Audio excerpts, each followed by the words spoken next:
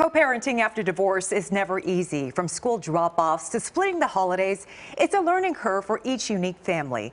Well, co-parenting expert and advocate, now author, Darlene Taylor joins us this morning to discuss her new book, or rather a survival guide on how to navigate parenting after divorce. Good morning, Darlene. Good morning. Thank you so much for joining us this bright and early. Thank you. Thanks for having me. Well, we're here to talk about a lot of things, including your new book. Show us the cover. What is the title and what's it all about? It is called It's Not About Us, a co-parenting survival guide to taking the high road. And it's our story. It's kind of a memoir, kind of a survival guide. A memoir in the sense that it's just the story of my family, how we got to a place where we could really co-parent in a way that was really healthy and productive for our daughter. And a survival guide in the sense that I learned a lot of things along the way, right? Yeah, absolutely. We got some things wrong and got some things right.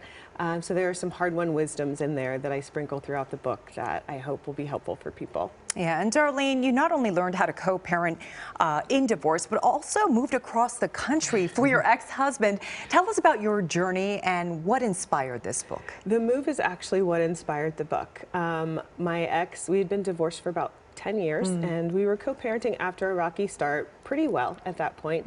And he came to me and said, hey, so I have this amazing job opportunity in Los Angeles, and I really don't want to leave our daughter. What do you think about moving to California? And after a lot of soul searching, I really came to the place where, the place that I try to co-parent from, which is what is best for our daughter. And what was best is for her to have us both consistently.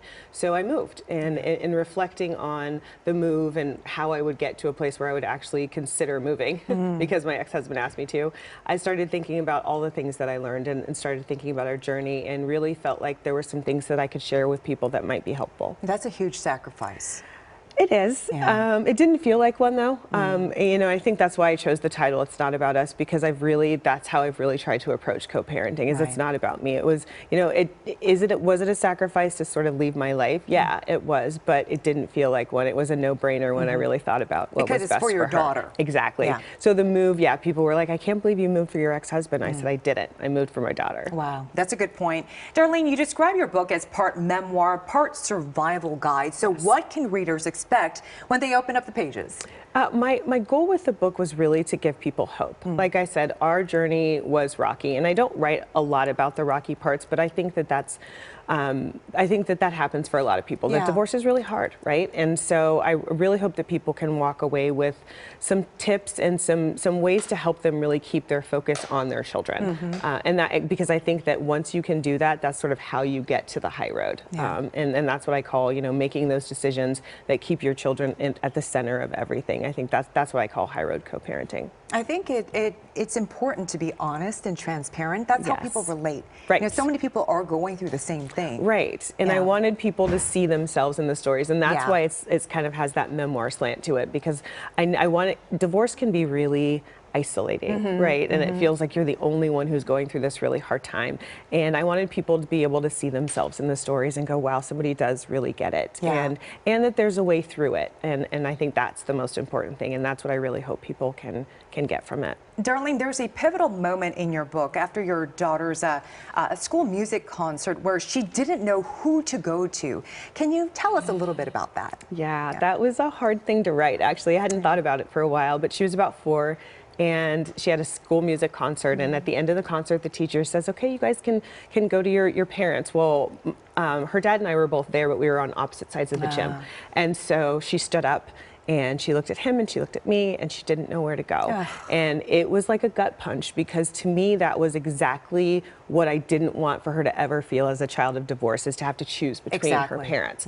And so I kind of motioned to her to go to her dad, and I walked over there, and in that moment, it was like a flash forward. I said, if we can't figure out how to do this right, she's going to be managing us because we can't manage ourselves. And that is never something that a child should have to worry about. And so that was one of those moments where I said, okay, even if I want to strangle him, I'm going to sit next to him and smile, and never make her feel like that her loyalty is split, or that she has to choose between us, because that's not her that's not her responsibility. You know, all this information is so pertinent right now because we are approaching the holidays. Yes. And, you know, she wants to spend time with mom and dad. Yeah. You know, how do you handle this? I think, you know, we have our parenting plan where we sort of alternate holidays, but the great thing about being able to be on the same page is flexibility.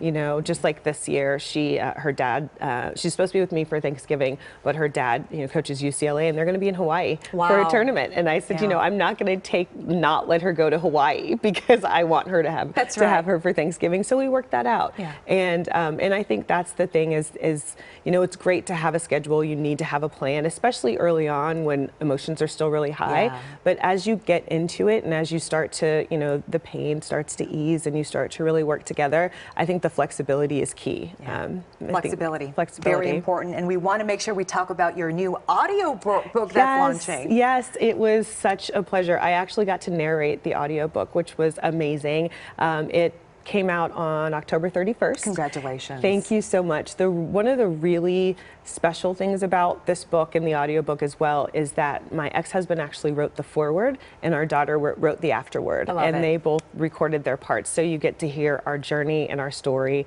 in our own voices, which is really, really cool. And where can people get the book and the audiobook? All of the online retailers. Okay. Amazon, Barnes & Noble, Books A Million. So you get the book, the audiobook. There's also a guided journal for people that want to try to put those hard-won wisdoms into practice. And then also on my website at darlenetaylor.com, you can find everything. Well, Darlene Taylor, thank you so much for being here and sharing your story to help other families who are going to be dealing with these issues as the holidays approach and thereafter. Thank you so much for having me. It's been wonderful. Oh, our pleasure. And you can find all the information we just talked about on our website, kcalnews.com/SeenOnTV.